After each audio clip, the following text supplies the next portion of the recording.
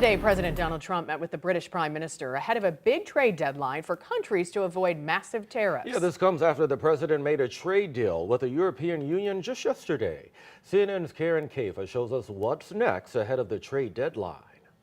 President Donald Trump still in Scotland on Monday, where he hosted the UK Prime Minister Keir Starmer at his golf resort. The two leaders talking about the hunger situation in Gaza and also their recent trade deal. Trump came into Monday's meeting on the heels of announcing a framework deal with the European Union that places a 15% tariff on most goods coming from the 27-member EU and lowers the risk of a transatlantic trade war between two entities that exchanged nearly $2 trillion worth of goods and services last year. Trump on Monday also touted the framework the U.S. and UK came to last month.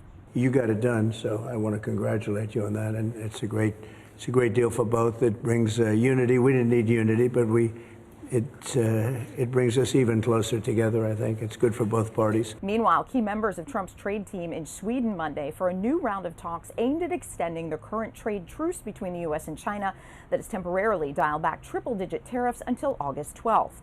The White House faces another self-imposed deadline on Friday, August 1st, for settling tariff rates for more than 200 U.S. trade partners.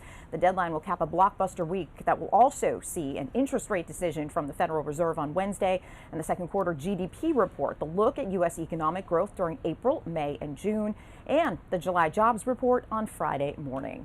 Also on the agenda for Trump and Starmer on Monday, the increasingly dire humanitarian situation in Gaza.